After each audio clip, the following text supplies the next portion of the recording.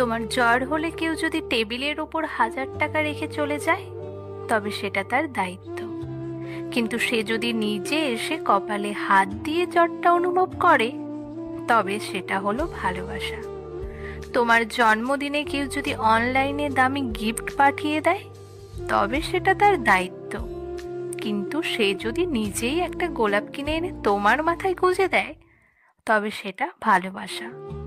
দায়িত্বের ভিতর ভালোবাসা নাও থাকতে পারে, তবে ভালোবাসার ভিতর দায়িত্ব অবশ্যই থাকবে। শুধু দায়িত্বকে জীবন সঙ্গী হিসেবে বেছে নিলে সুখে থাকবে।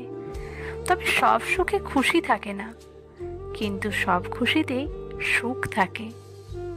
ক্লান্ত হয়ে বাড়ি ফিরে যদি দেখো কেউ তোমার জন্য টেবিলে খাবার সাজিয়ে রেখেছে, তবে সেটা তার দায়িত্ব।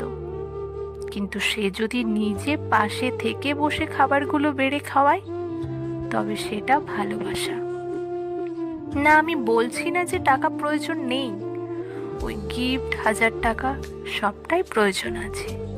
তবে তার থেকেও বেশি প্রয়োজন হচ্ছে নিজের প্রিয় মানুষটাকে একটু সময় দেওয়া, তাকে একটু বোঝা, তার পাশে বসে হাতে হাত রাখা, তার সারাদিনের জমানো সব মনের কথা শোনা।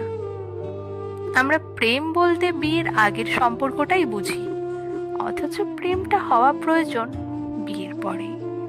দায়িত্বের ভিতর ভালোবাসা নাও থাকতে পারে, তবে ভালোবাসায় অবশ্যই দায়িত্ব থাকবে।